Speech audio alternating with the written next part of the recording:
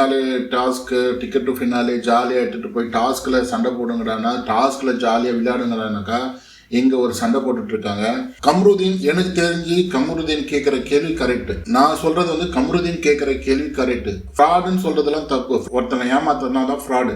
நான் அந்த ஸ்டேஜுக்கு வரல. கம்ருதீன் கேட்குற கேள்வி கரெக்ட். என்னன்னாக்கா, நானும் பார்வதியும் ஃப்ரெண்ட்ஷிப்பில் இருக்கிறோம். பார்வதி எனக்கும் சண்டை வந்தது. பார்வதி வந்து சாண்ட்ராய்ட போயிட்டு அடைக்கலாம் வராங்க.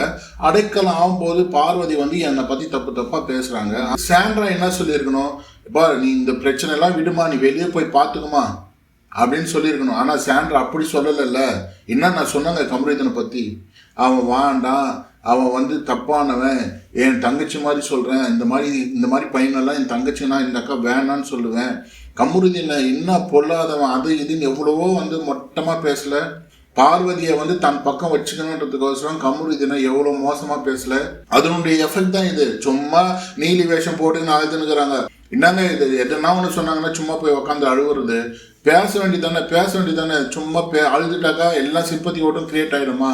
இவனா நினச்சிங்க போன வாரம்லாம் நம்ம சிம்பத்தி கிரியேட் பண்ணதுனால தான் இந்த வாரம் நம்ம ஜெயித்தோம், இந்த வாரம் கண்ணி வெளியே அமிச்சாங்க, நம்ம வந்து சேஃப் ஆனோம்.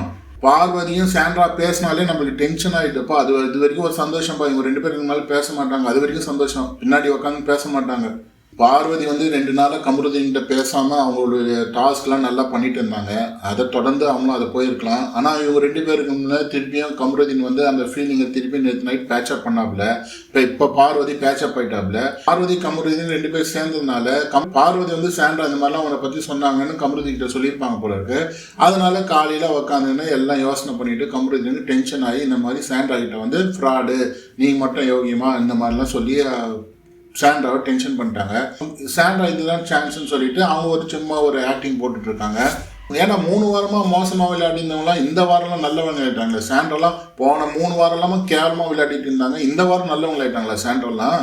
அது அப்புறம் வாரத்துக்கு நல்லவங்க ஆயிடுறாங்க, கெட்டவங்க ஆயிடுறாங்க. ஸோ மக்களே, இதுதான் இப்போ இந்த பிரச்சனை. இதுதான் மக்களே, ஒன்றுமே கிடையாது மக்களே. கம்ருதீன் ஒரு வார்த்தை சொல்லிட்டாரு, ஃப்ராடுன்னு சொல்லிட்டாரு. அது ஏன் ஃப்ராடு சொன்னேன், எதுக்கு ஃப்ராடுன்னு சொன்னேன், அதுக்கு இவங்க சிம்பத்தி கிரியேட் பண்ணிட்டு இருக்காங்க. பிக் பாஸ் வீட்டுக்குள்ளே வந்து கம்ருதீனை வந்து நீ பிஆர் டீம் வச்சுன்னு உள்ளே வந்த, எவ்வளோ பேசினேன், நீ பிஆர் டீம் வச்சுருந்தா இவ்வளோ நாள் வந்த, நீ லவ் கேம் விளையாடுற அப்படின்லாம் இவ்வளோ கம்ருதீனை சொல்கிறாங்க. அப்படிலாம் பண்ணும்போது இதெல்லாம் வந்து ஒரு பெரிய விஷயமே இல்லை. ஃப்ராடுன்னு சொன்னாக்கா நீ வந்து நான் ஃப்ராடு இல்லை, சண்டை போடு, அது ஏன் போய் உட்காந்து எல்லாம் சிம்பத்தி கிரியேட் பண்ணிட்டு இருக்கீங்க?